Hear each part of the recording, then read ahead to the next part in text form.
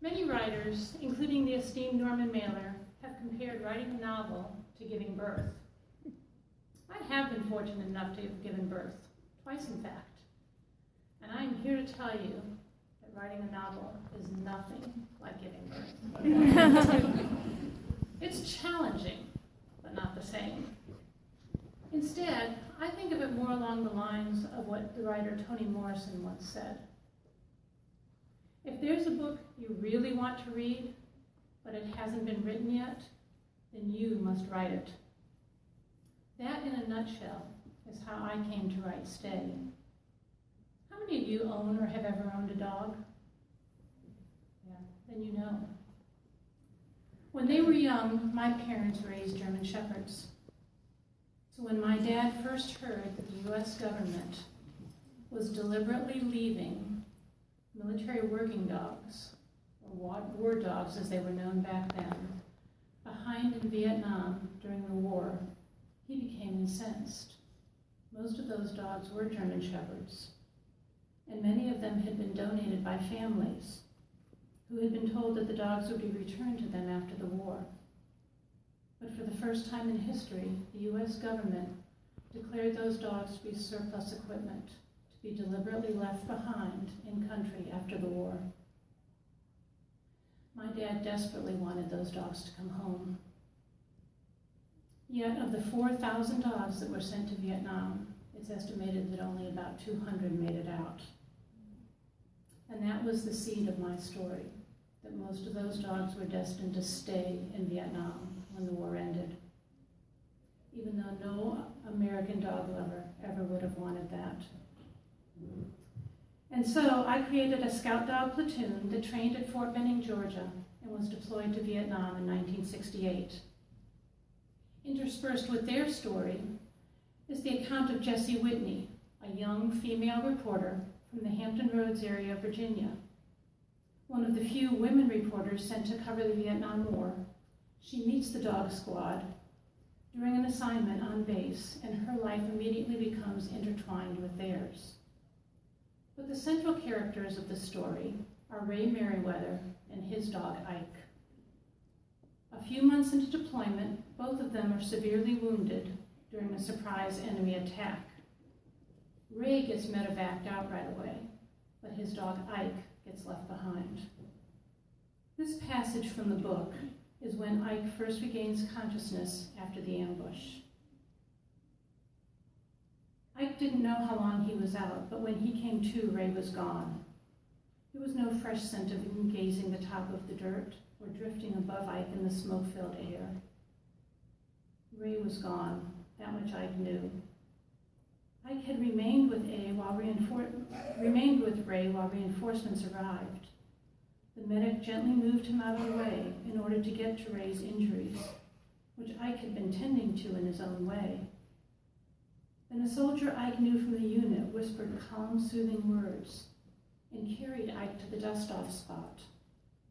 But then the skirmish resumed and the world began to spin, and the other soldier was suddenly gone, confusing Ike. He could no longer see Ray. He tried to find the other soldier, but he couldn't. What was he supposed to do? He had to get back to Ray. Then the battle intensified. The air was black with smoke, the explosions erupting around him. Through the fog of pain, he heard the heavy ratcheting of wings chopping through the air. He couldn't keep his head clear. There was a hole. It looked like the one close to where he and Ray had just been. He would crawl into it and wait there for Ray. Much of the novel is Ike's story. As severely wounded, he tries to make his way back to base, back to his beloved partner. He doesn't know, of course, that it's a futile endeavor.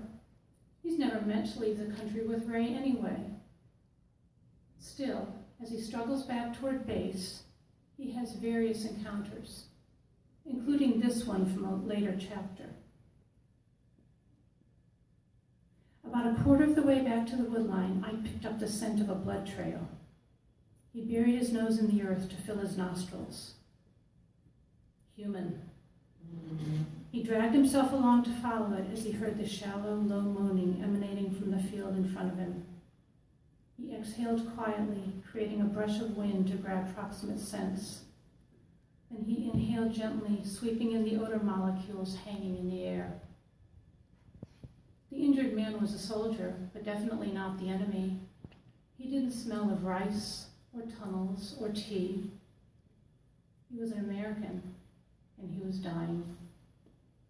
All this Ike knew from the wash of molecules that drifted over him. Death was imminent, its scent radiating from the injured man, pushing Ike to forge on. Resolute, he gritted his teeth against the pain and clawed more deeply into the soil. Although it seemed like an eternity, it took only a few moments to reach the dying soldier. Sidling up next to him, Ike gently muzzled the man's neck and felt the soldier's hand creep slowly up his back. Ike took in the gaping wound that had torn through the soldier's midsection. He realized that one of the soldier's legs was twisted at odd angles. Ike gently pushed against the soldier's cheek, then licked the man's face, slowly, deliberately, as the soldier gazed at him through a veil of pain. They lay there next to each other for several moments.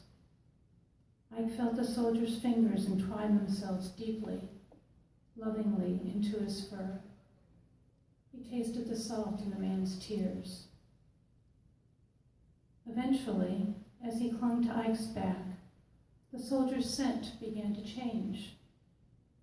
The fear pheromones began to fade away, gradually replaced by the physiological changes that come with acceptance. The soldier's scent now spoke love and gratitude to Ike. And so Ike continued his gentle licking, long after the soldier's hand had fallen away and his shallow breathing had grown quiet. Toni Morrison was correct. I was inspired by my parents to want to read this story, and so I wrote it. I chose to write it as a young adult novel because I want this generation to learn about this crucial moment in history. I don't want it forgotten. It's too important.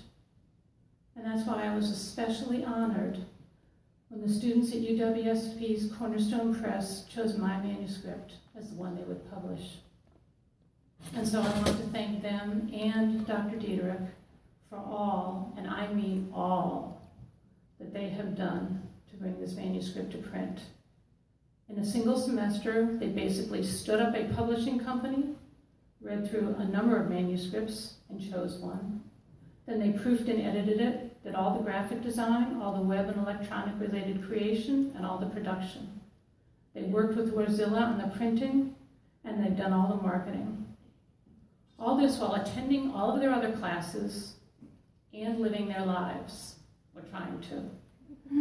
I don't know how y'all did it. I really don't know how you all did it. I really don't, because I've worked with y'all. I don't know how you did it. You are terrific. I also want to recognize a group that isn't here this evening, the Vietnam Dog Handlers Association, of which I've had the privilege of being an associate member for nearly a decade.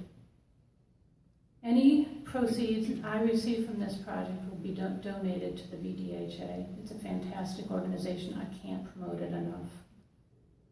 And finally, and most importantly, I want to thank my family, my husband Bob, our daughters Amy and Alden, our son-in-law Cliff, for all their support during the time I wrote this book. You know, we often say that when somebody goes through an arduous time, it's more difficult on the people around them. That was definitely true of my family in this book. They lived through many iterations of this story written over several years. And so to return to the original analogy I began these remarks with and bring it full circle, I think my family was happy to see Ike grow up. From that infant thought, they watched it grow into the toddler of a first draft. From there, they helped it stumble through its adolescence of changes and rewrites, until at last it emerged a fully formed manuscript, many of its faults and imperfections corrected by them along the way. But then there was that next great step,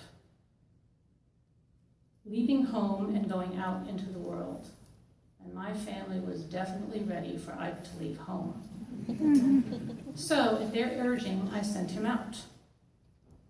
But any of you who have applied to college, or who have had loved ones apply to college, understand the anxiety of waiting to hear. So you will know how thrilled my family was when they learned that Ike had been accepted by UWSP. And I'd want it no other way for this story to be published, the one that I waited so long to be written. Thank you all so very much.